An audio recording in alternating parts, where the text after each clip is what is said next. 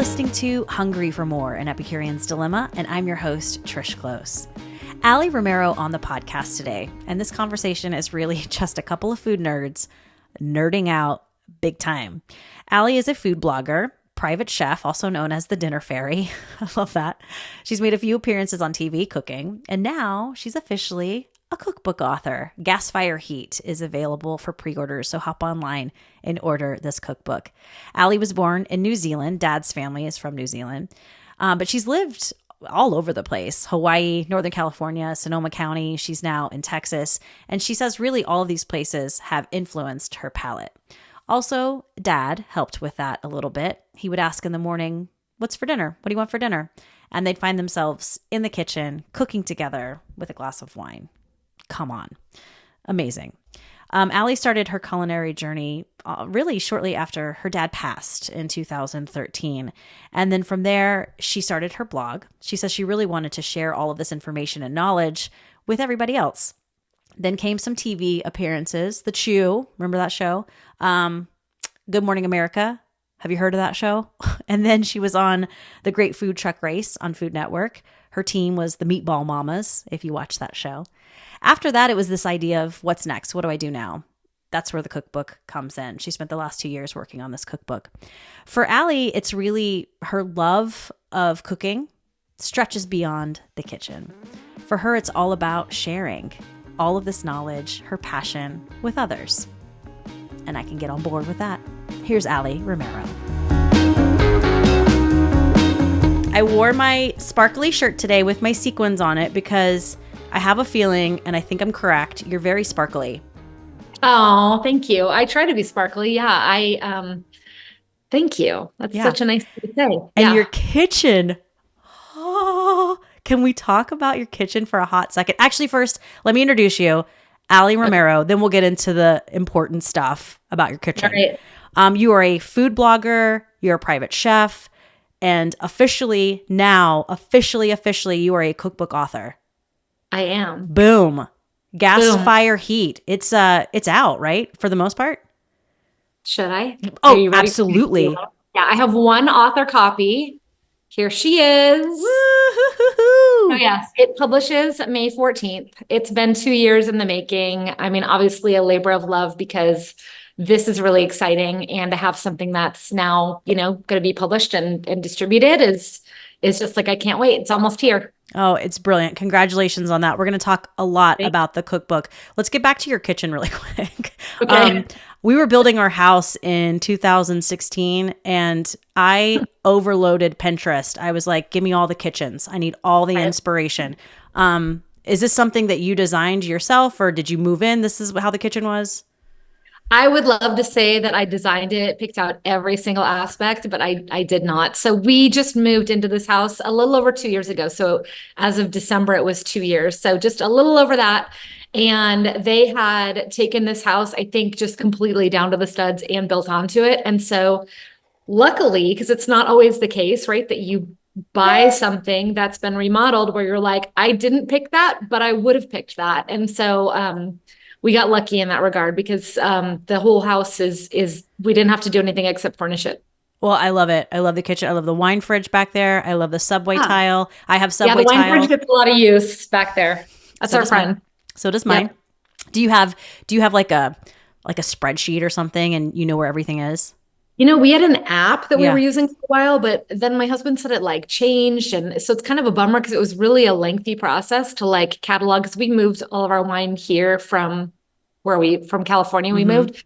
So we cataloged all of it and took hours to input it and then they changed it. And I don't know what we're using now, but some sort of system. You just open it. That we just pull one out and look and say, no, too young. No, try the next one until we hit one. We're like, okay, that's an acceptable year to drink. Perfect. And I don't know what it is about subway tile in kitchens. Gimme. I mean, just kind of that classic look, right? So clean, so classic. Yep. Aly Romero, where are you from originally? So I was born in New Zealand. I have dual citizenship and then have lived in a number of places. So I lived in Northern California with my mom, Marin County area, which is in the San Francisco Bay Area. Then we moved to Hawaii for 7 years. So I lived in What? Hawaii for 7 years. She left, she wanted to be somewhere warm. So lucky for me, Yeah. right? And then we moved to Sonoma County, so a really small town called Sebastopol, which is where I went to high school. I went to college in San Diego and then missed kind of like the seasons of Northern California a little bit, like where you'd have trees at least changing colors and all of that. And so I moved back up to Northern California, met my husband, and then we lived in Danville, which is like the East Mhm. Bay area of San Francisco Bay Area for the last, I don't know, we've been married now almost 24 years. So it's got to be somewhere between 25 and 30 years we lived in that area. And then now we've been in South Lake, Texas for 2.5, two and a bit years. So that's kind of Brilliant. my where are you from answer.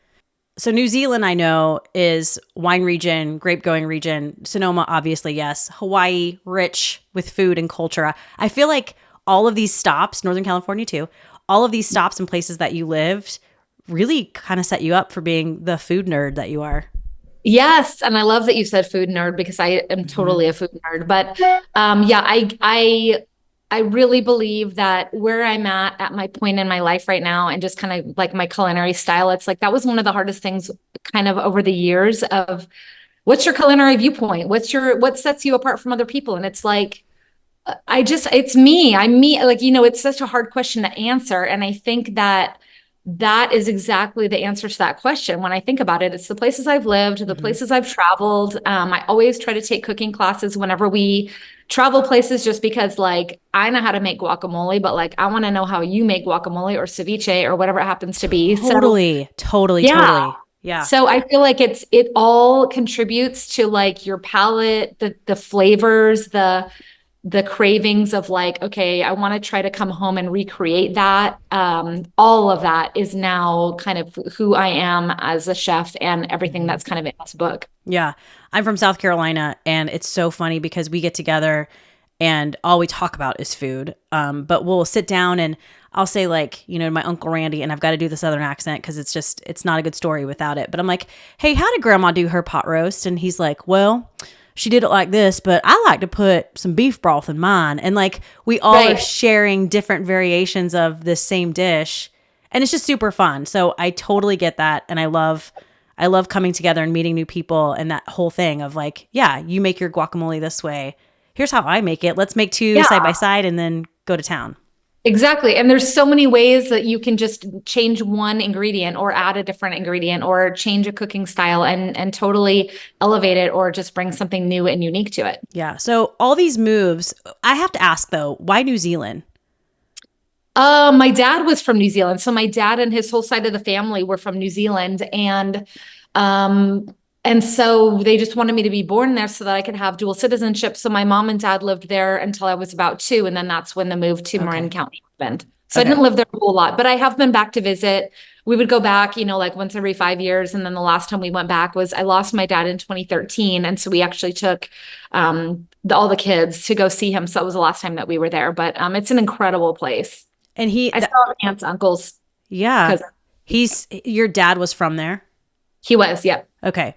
Was food important growing up? Um, that's a great question because I feel like so my dad was also a food nerd and he also loved wine. And so I kind of followed in his footsteps more than my mom's.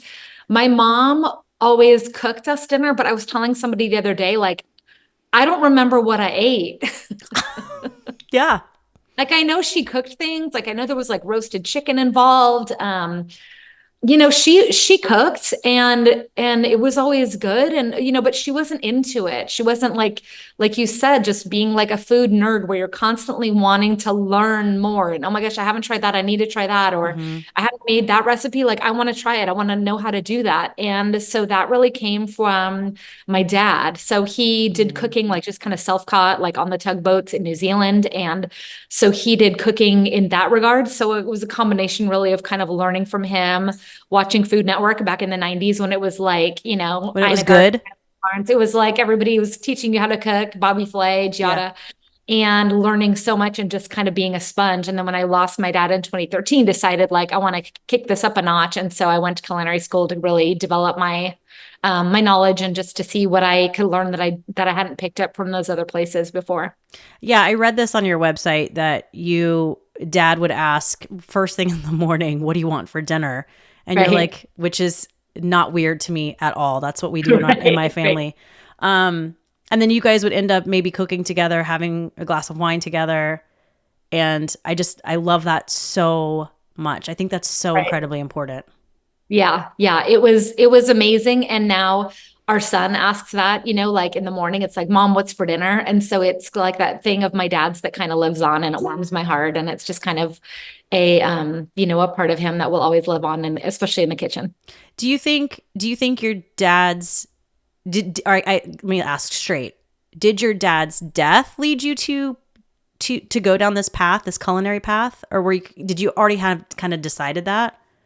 I think it pushed me. Yeah. I think that I was always interested, and we would cook together at night with like a glass of wine. It just became more of like an experience together instead of just like eating out of necessity. He always said like there's two kinds of people, like you either live to eat or eat to live. There's my son. Hi, kid.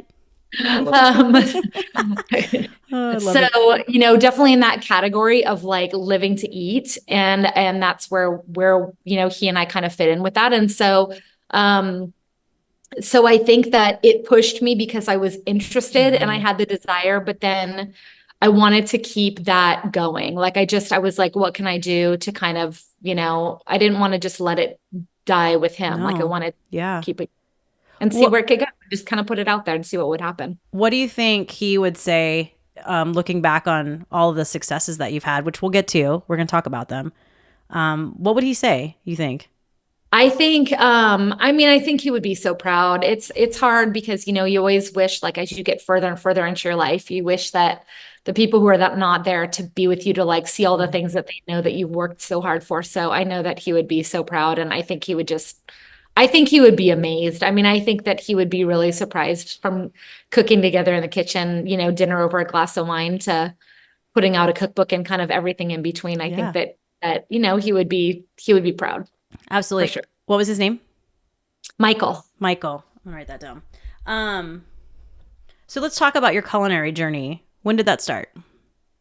So that was in about 2015-ish, somewhere in there. Okay.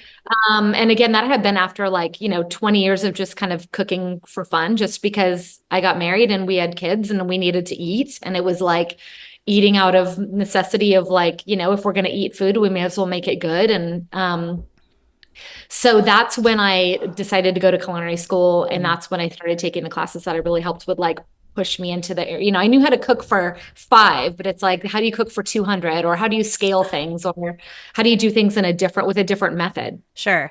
Were you cooking during this time? Did the family or did friends, if you had friends over for dinner, were people like, Aly, you are an excellent cook? Did you hear that a lot?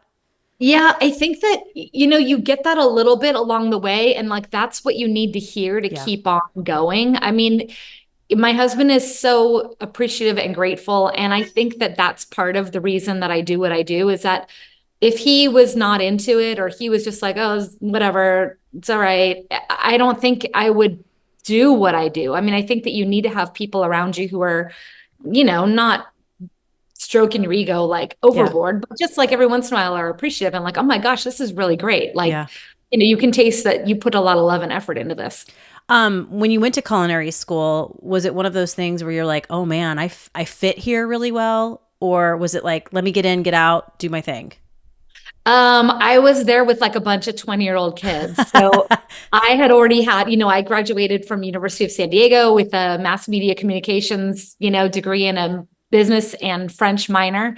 So I had already done that. And this is definitely my second chapter. So I was there with a bunch of kids. There were a couple of other ladies that were similar age to me. So I wouldn't say that I was necessarily in my element, but it was fun. And it was we were all there with the same goal. So, and it was a bunch of people that all loved food. So I think that kind of brought everybody together, no matter what the age difference is. And you started your food blog in 2016? Yes. What was I guess, what encouraged you to do that? What was the reasoning behind, let's start a food blog?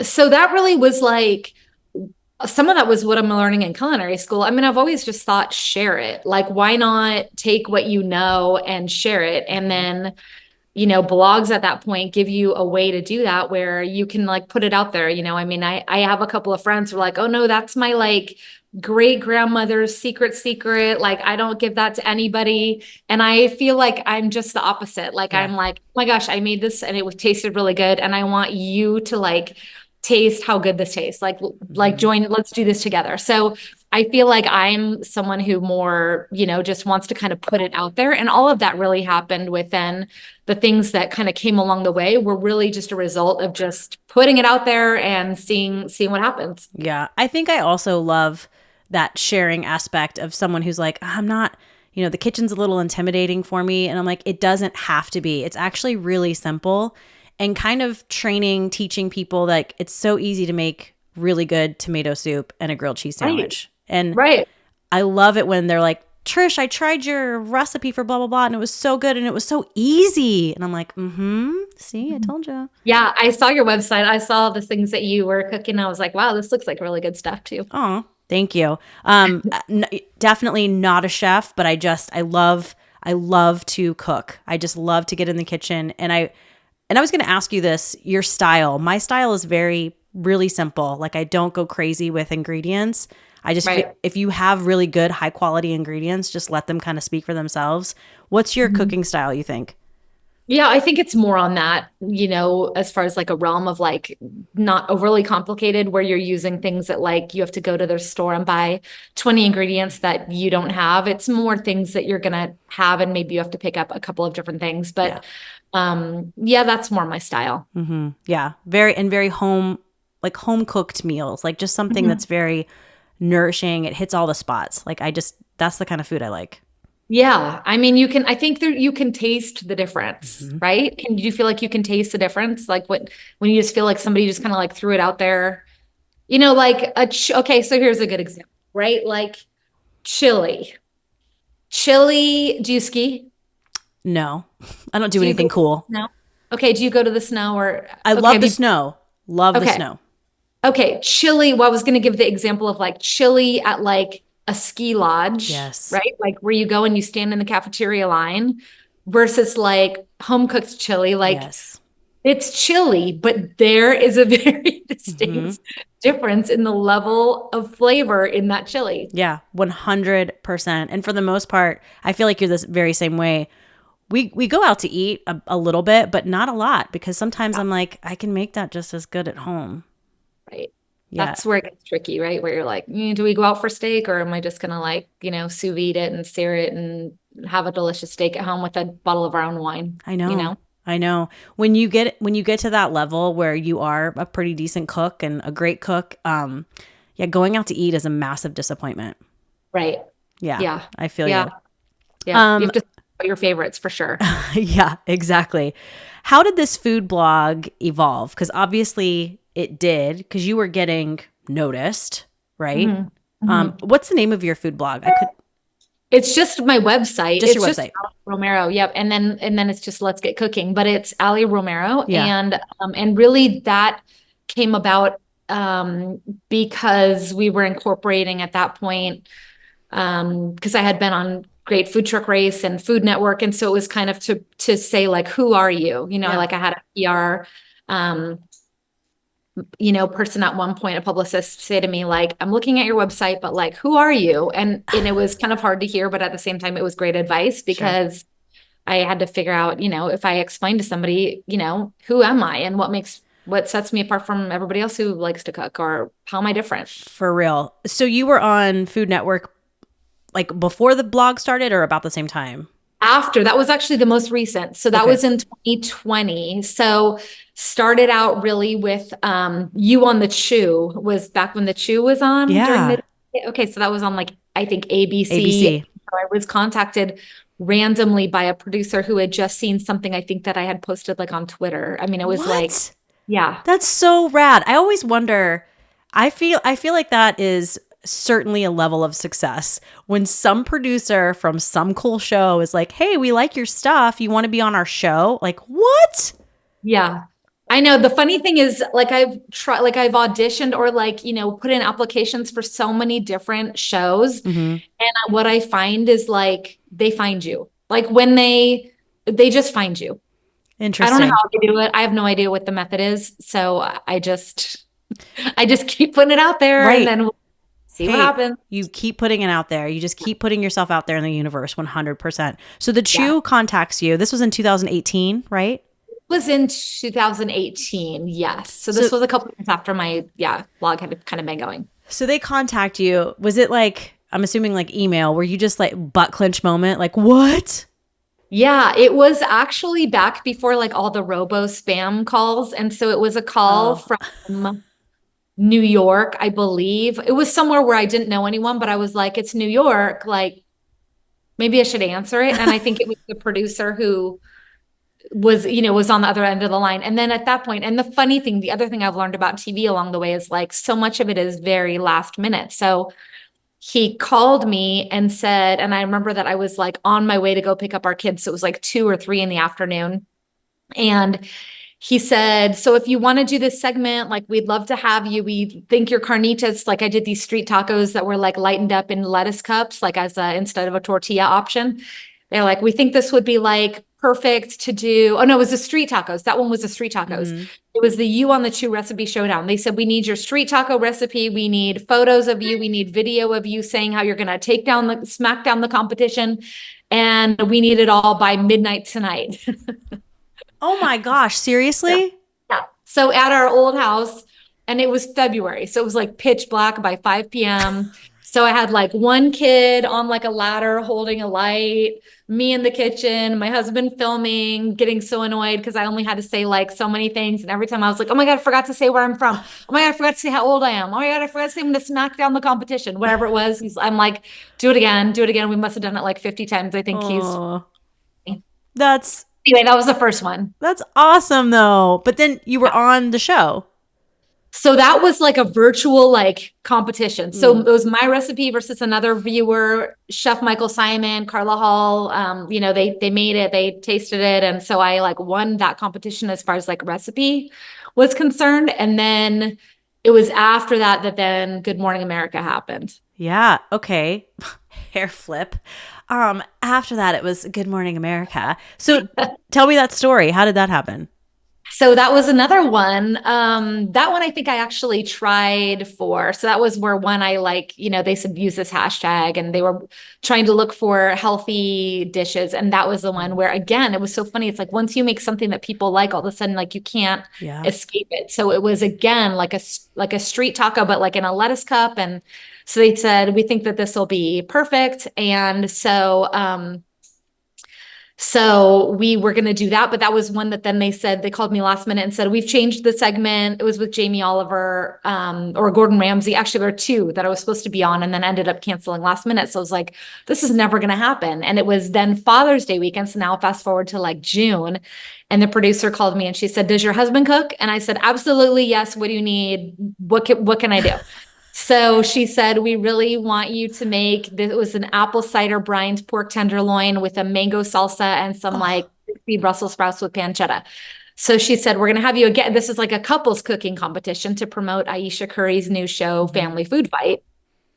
It was Saturday of Father's Day weekend. We would be leaving at like 4 a.m. on Monday. We took the kids because we were like, this is once in a lifetime. Yeah. We packed everybody on JetBlue and flew out to go do that show, and then we won that one too, which was really fun. So the recipe won that one too. It was amazing. Yeah. And that was, didn't you? I think it was on your website. Gordon Ramsay was there. He was not. That was the one I was supposed to be on. That they changed it to like Gotcha. Someone who had just come home and needed like to find something quick and didn't know what to do, like help me. And they're like, if anybody Googles you, like they're not going to believe that that's you. So they had to like change the segment. But anyway, it all worked out. We ended up on Good Morning America eventually. Was it a little surreal being there?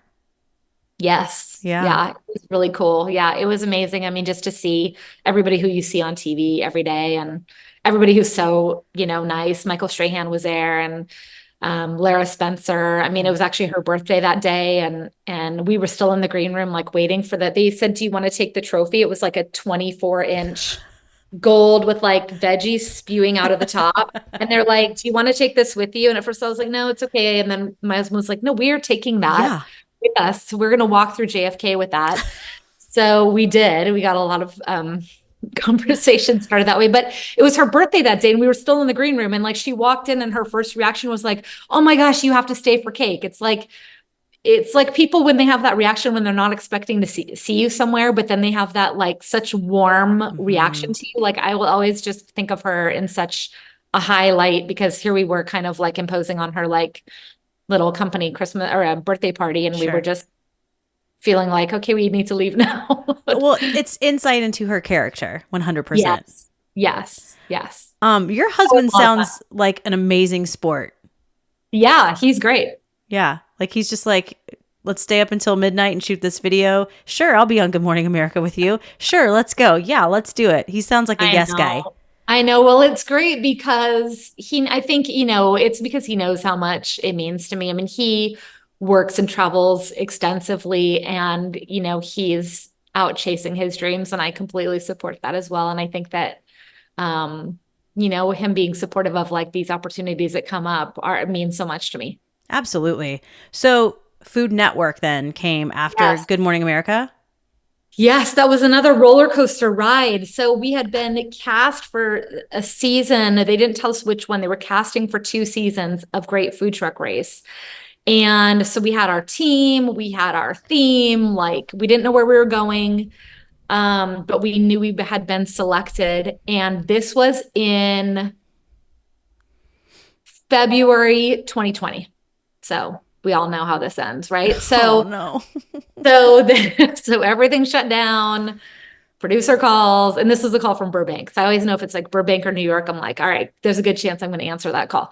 So she said, it's been put on hold. We don't know when it's going to start back up again. So like, don't call me, we'll call you. And then it was 7 months, I'm in California. It was completely shut down. So it was a very long time. And then I was sitting on the couch. It was like one night at 7 p.m. and the Burbank number came up, and I was like, maybe, just maybe. And so I answered the phone, and she said, "We're back. So if your team is still available and interested, like we're ready to go. Do you want to go somewhere warm or do you want to go somewhere cold?" And I said, "I would love to go somewhere warm." And so she said, "Great.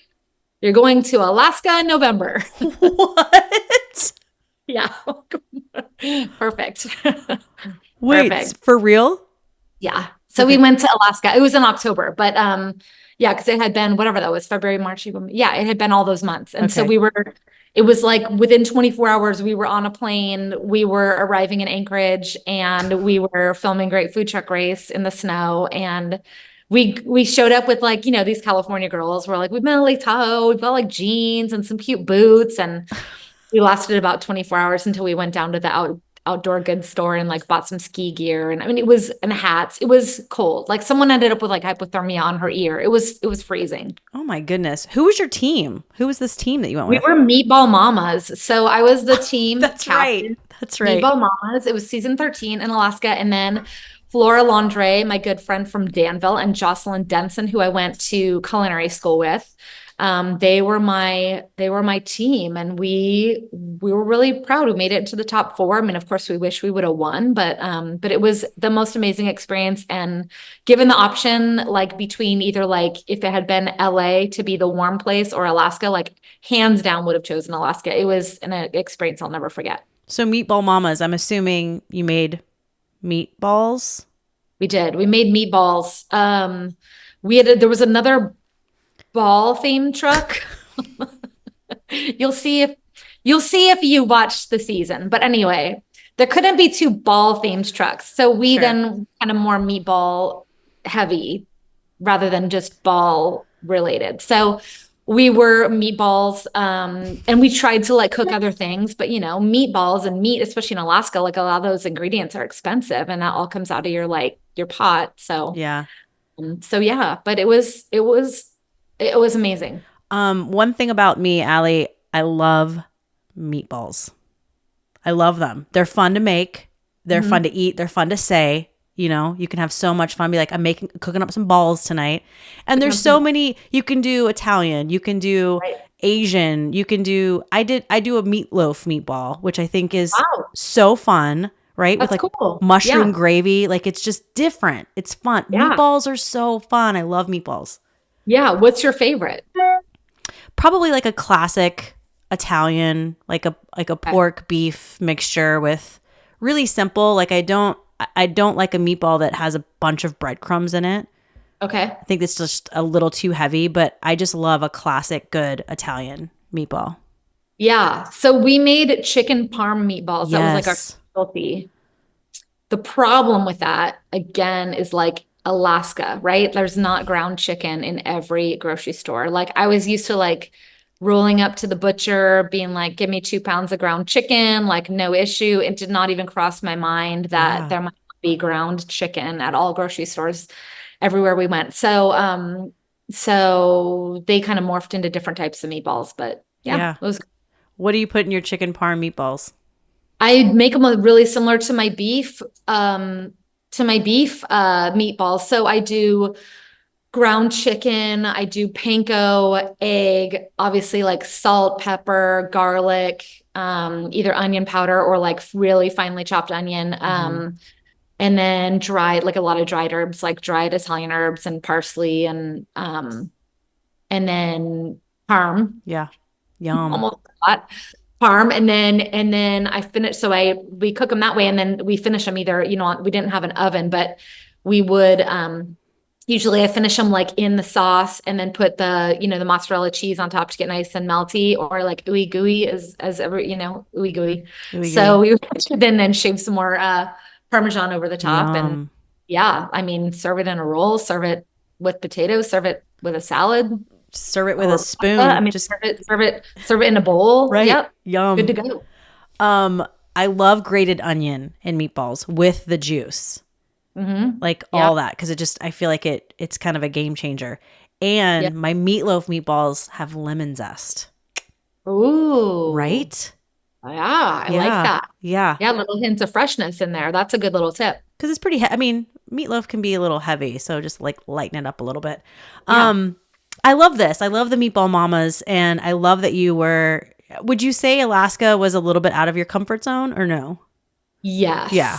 Yes. We were out of our comfort zone. So to give you an idea, so I did not drive the truck. My friend Jocelyn, bless her, she drove the truck, but we had challenges where we were starting a fire with like wind coming at us, like with flint. Okay. Never in my life have I done something like that.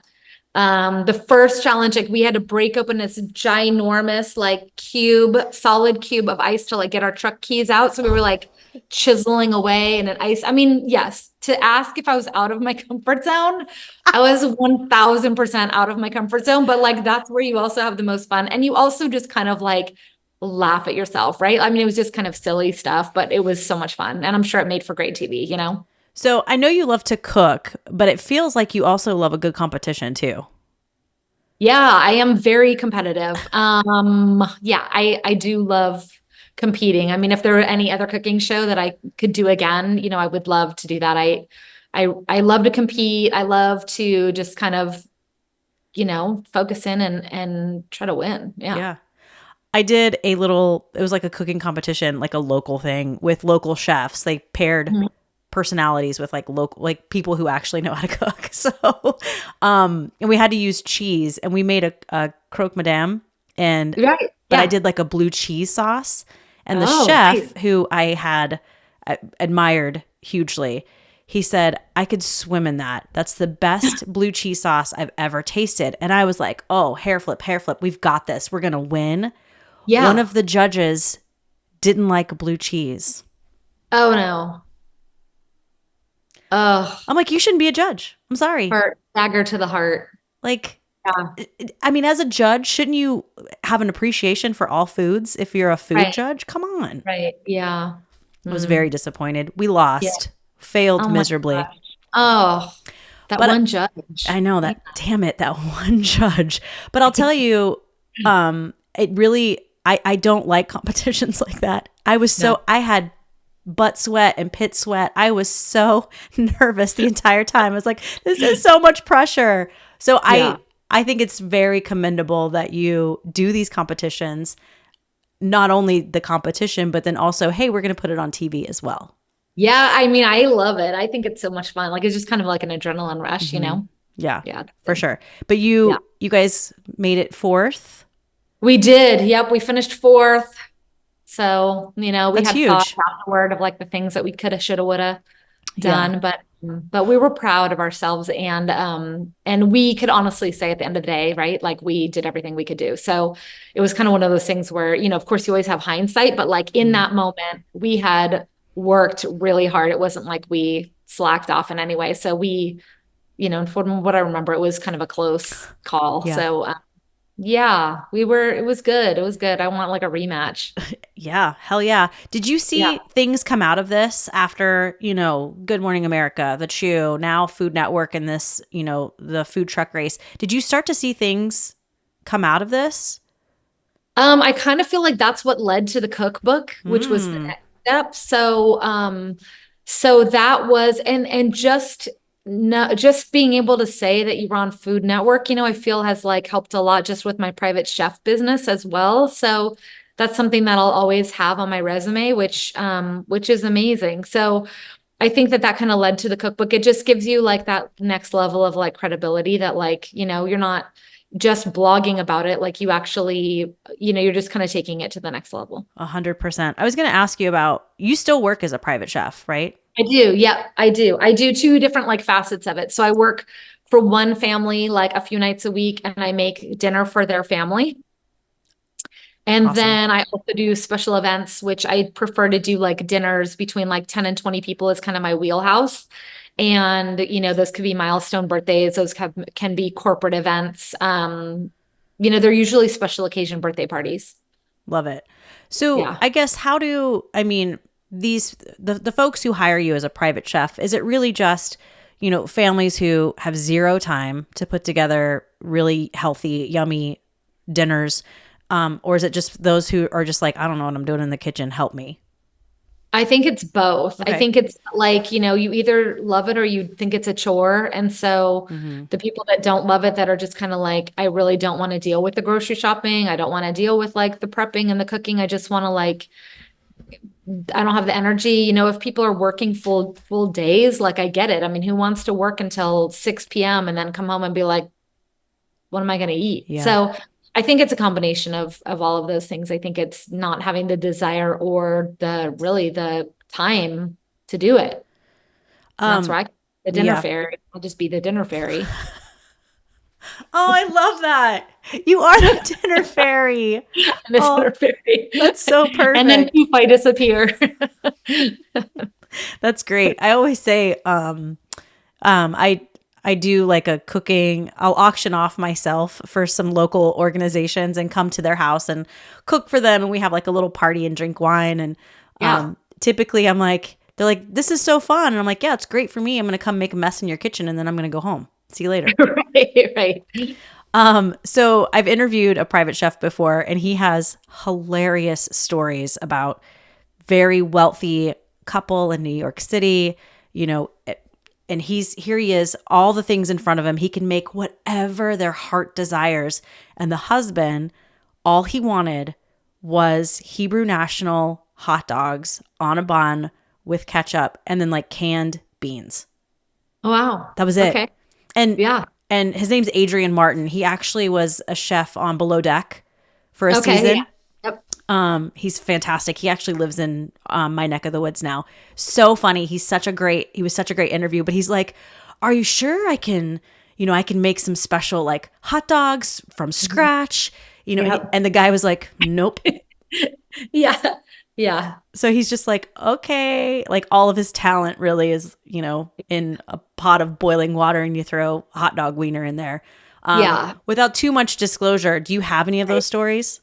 Um, yeah, I mean, I've cooked for all ends of the spectrum, but I will say that like most people have like things that they just won't eat or that they just prefer to eat. And yeah, I mean, it's the same kind of thing where you're like, I can do all these things, but Yeah. yet they want what they want to eat. And at Mm-hmm. the end of the day, that's why they've hired me, is to like, so what I just try to do is like, okay, well then I'm going to make the best version of lasagna or whatever it is that I can possibly make for you because, I mean, I can do it, but yeah, it's why try to make people eat something they don't really want to eat when they're paying you to cook it for them? Like, may as well just make them happy and make them Totally.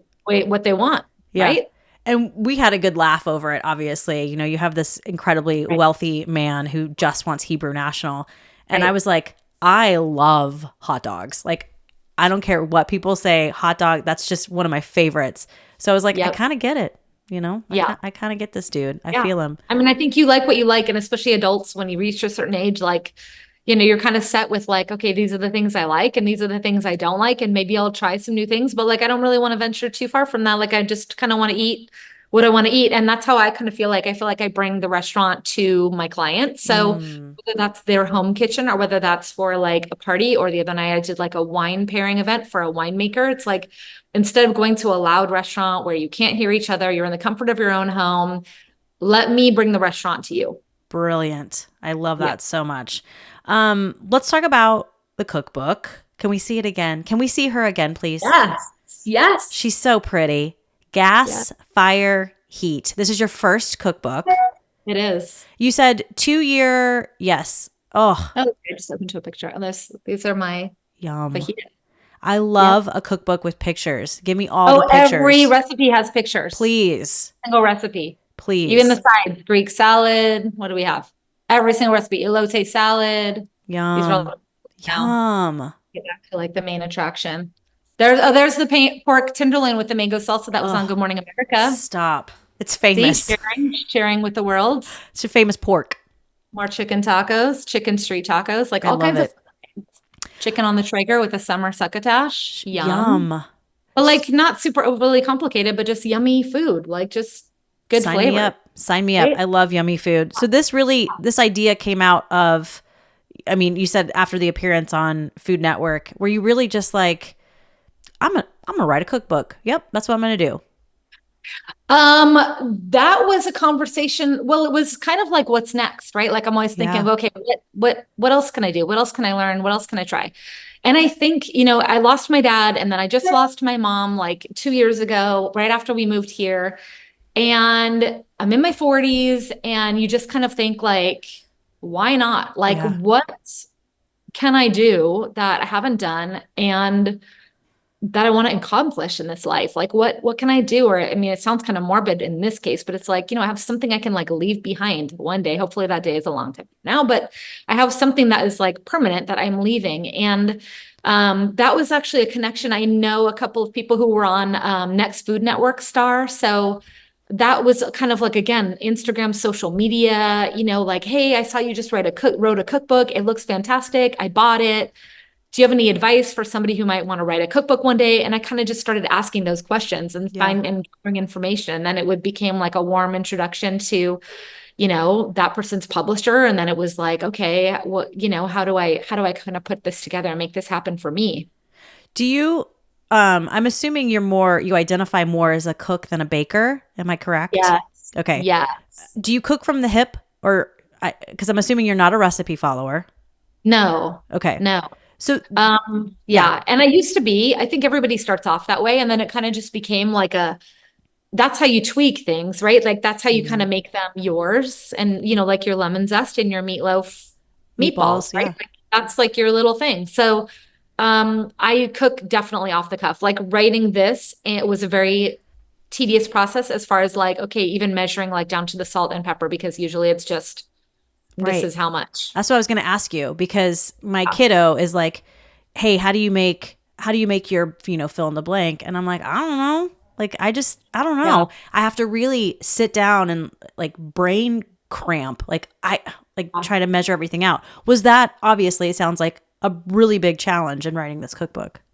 It is because, yeah, I mean, you kind of taste and add along the way. So it's making sure all those measurements are correct. And then But I always had notebooks and notebooks. So leading up to the cookbook, I had notebooks. Some people journal. I wrote down recipes or at least recipe ideas. So then I would write on it like either it's great or needs work or whatever. And then I would either like add it to my website, like in the recipe section, or like I have a ton that I haven't even added yet. And then thinking that if I did, which I would love to write another cookbook one day, and maybe it was an indoor cookbook. Like I've got kind of like, I'm not trying to recreate the wheel. Like I have I have like books of recipes that of course need to be retested and tweaked, but like the ideas are already there. Yeah.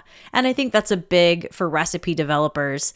It's you come up with this great recipe and you Google it and it's like, wait a second, it's right there. And you have to understand that like that. You're not reinventing the wheel, right? And it's just like there's room for everyone. Mm-hmm. Right. Everybody's invited. So all recipes are invited. And I think that's fun too when you're looking up something like I want to make this and you kind of look at 4 or 5 different recipes and then you take what you want and make that your own. Right. Yeah, exactly. Because there's so many great ideas. I mean, it's like simple things. Like one of my favorite ingredients that I add into like a lot of either Mexican dishes or like just something where I want that kind of like underlying smoky heat is to add like a little bit of like chipotle and adobo or like a little bit of the sauce. Yeah. The chipotle is like the rehydrated jalapenos. So, you add a little bit of that into your chili and top it with cilantro and all of a sudden you have like, and some lime and all of a sudden you have more of like a smoky heat type of chili instead of just like a standard, chili or, it's just, like I said, sometimes it's just a couple ingredients that you can really kind of change it. So this cookbook, all the recipes are really based on like grilling, smoking, that kind of vibe. Yes. So basically anything you can cook inside, you can cook outside. Beautiful. And vice versa. So like for somebody who either doesn't grill or use a smoker as much, like 400 on my Traeger is 400 in your oven. Or, if you don't want to grill out at a grill because you live in Michigan and it's January, you can use like an indoor griddle pan and you'll get the same results. Like it's the marinades and the sauces and the seasonings. I mean, so it really is versatile in that way. But yes, it is an outdoor cookbook and really to kind of encourage like women, hello ladies, like there's no reason that like the men have to go out and do all the grilling. Like it's not, like you said, it's not super complicated once you learn how to do it. Like don't be scared of it. Like it's fun. Yeah, absolutely. And bonus, you don't mess up your kitchen. Right. Your stove stays clean. That's my favorite thing about grilling season is that I never turn on the stove. It's amazing. Yeah. Yep. Absolutely love it. Where can all of us find this fabulous cookbook?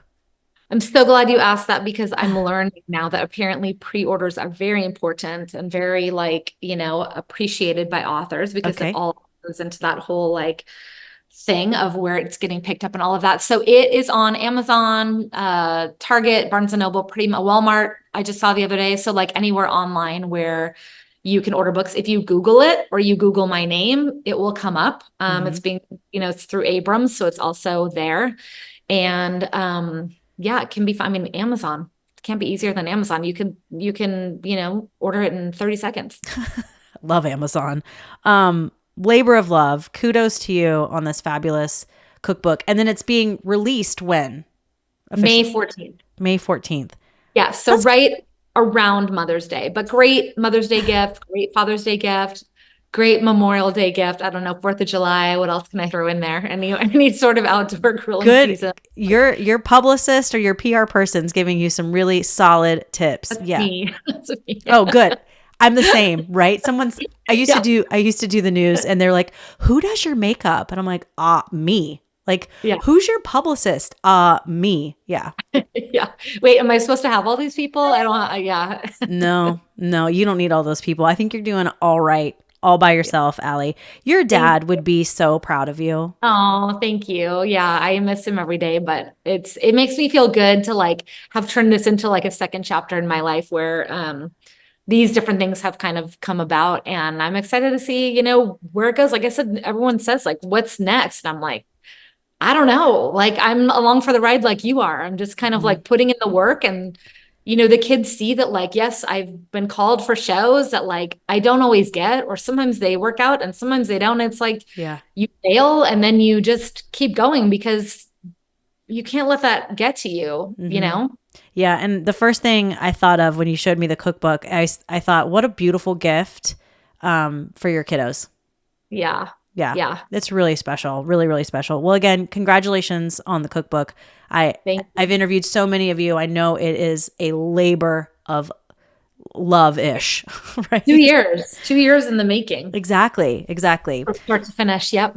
We're going to wrap up and get to the final three, which I did prep you on. Yes. Best advice you've ever been given. So best advice, I think, is probably like a couple of different things. So when I did meet Aisha Curry, she said, just keep on keeping on.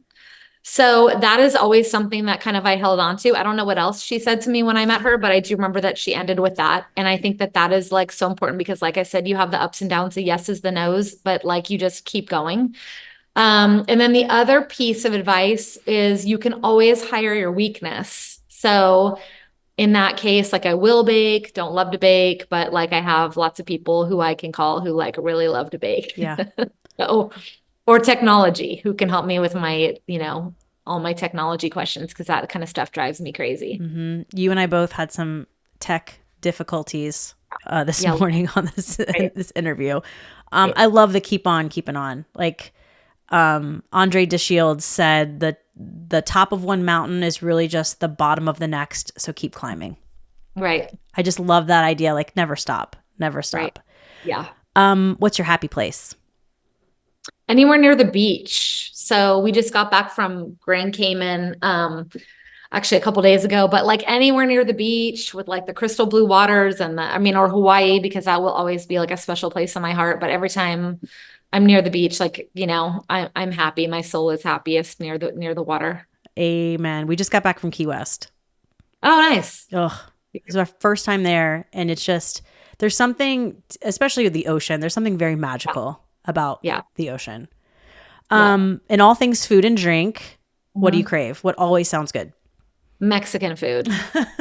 So like, this was not a hard question it's like the first thing that came to my mind. I think that I could eat Mexican food daily and never get sick of it, but like really good carnitas with like a spicy marg. Like it's gotta be spicy and don't give me a wimpy. No, I want some heat.